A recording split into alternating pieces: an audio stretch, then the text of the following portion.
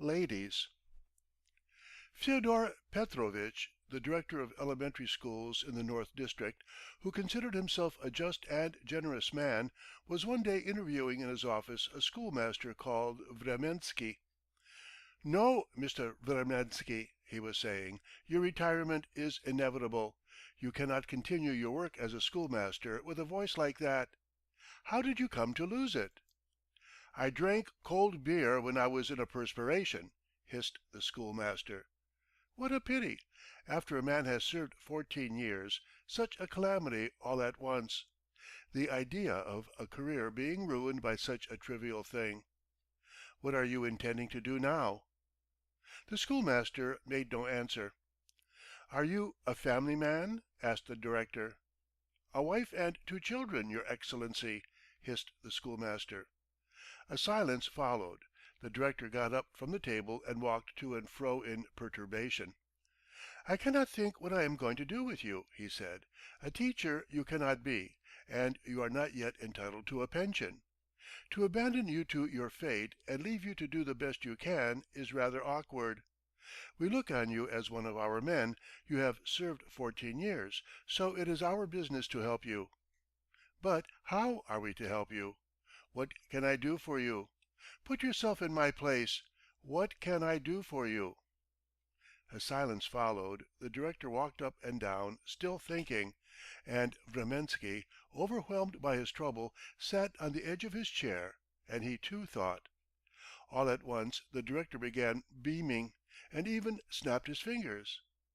"I wonder I did not think of it before," he began rapidly. "Listen, this is what I can offer you. Next week our secretary at the Home is retiring. If you like, you can have his place. There you are." Vremensky, not expecting such good fortune, beamed too. "That's capital," said the director. "Write the application to-day." Dismissing Vremensky, Fyodor Petrovitch felt relieved and even gratified. The bent figure of the hissing schoolmaster was no longer confronting him, and it was agreeable to recognize that in offering a vacant post to Vremensky he had acted fairly and conscientiously, like a good-hearted and thoroughly decent person. But this agreeable state of mind did not last long. When he went home and sat down to dinner, his wife, Nastasya Ivanovna, said suddenly: "Oh yes, I was almost forgetting. Nina Sergeyevna came to see me yesterday and begged for your interest on behalf of a young man. I am told there is a vacancy in our home." "Yes, but the post has already been promised to someone else," said the director, and he frowned. "And you know my rule, I never give posts through patronage." "I know, but for Nina Sergeyevna I imagine you might make an exception. She loves us as though we were relations, and we have never done anything for her. And don't think of refusing, Fedya.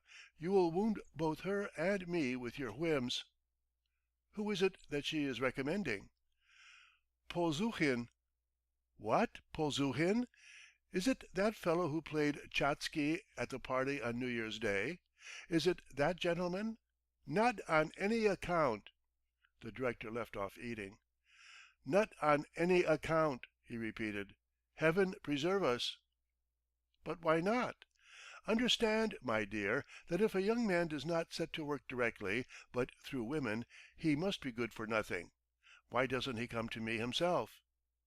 After dinner the director lay on the sofa in his study and began reading the letters and newspapers he had received. "Dear Fyodor Petrovitch," wrote the wife of the mayor of the town, "you once said that I knew the human heart and understood people. Now you have an opportunity of verifying this in practice. K.N. Polzuhin, whom I know to be an excellent young man, will call upon you in a day or two to ask you for the post of secretary at our home. He is a very nice youth. If you take an interest in him you will be convinced of it," and so on. "On no account," was the director's comment. "Heaven preserve me!" After that not a day passed without the director's receiving letters recommending Polzuhin. One fine morning Polzuhin himself, a stout young man with a close-shaven face like a jockey's, in a new black suit, made his appearance. "I see people on business not here but at the office," said the director dryly, on hearing his request. "Forgive me, your Excellency, but our common acquaintances advised me to come here." "Hm!" growled the director, looking with hatred at the pointed toes of the young man's shoes. "To the best of my belief your father is a man of property and you are not in want," he said. "What induces you to ask for this post? The salary is very trifling." "It's not for the sake of the salary. It's a government post, anyway." "Hm! It strikes me that within a month you will be sick of the job and you will give it up, and meanwhile there are candidates for whom it would be a career for life. There are poor men for whom—" "I shan't get sick of it, your Excellency," Polzuhin interposed. "Honour bright, I will do my best." It was too much for the director. "Tell me," he said, smiling contemptuously, "why was it you didn't apply to me direct, but thought fitting instead to trouble ladies as a preliminary?" "I didn't know that it would be disagreeable to you," Polzuhin answered, and he was embarrassed. "But, your Excellency, if you attach no significance to letters of recommendation, I can give you a testimonial." He drew from his pocket a letter and handed it to the director. At the bottom of the testimonial, which was written in official language and handwriting, stood the signature of the governor. Everything pointed to the governor's having signed it unread, simply to get rid of some importunate lady. "There's nothing for it. I bow to his authority.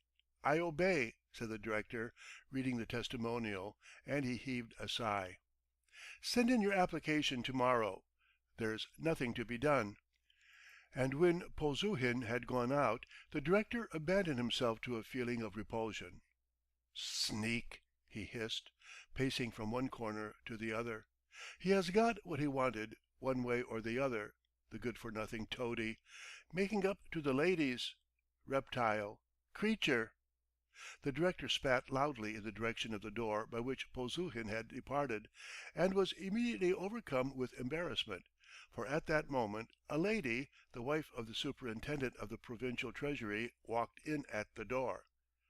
"I've come for a tiny minute, a tiny minute," began the lady. "Sit down, friend, and listen to me attentively.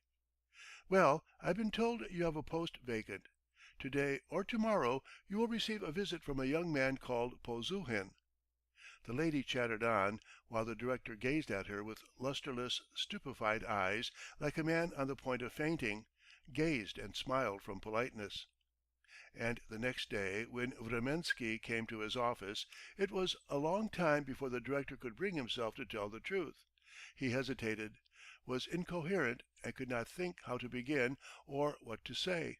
He wanted to apologize to the schoolmaster, to tell him the whole truth, but his tongue halted like a drunkard's, his ears burned, and he was suddenly overwhelmed with vexation and resentment that he should have to play such an absurd part, in his own office, before his subordinate.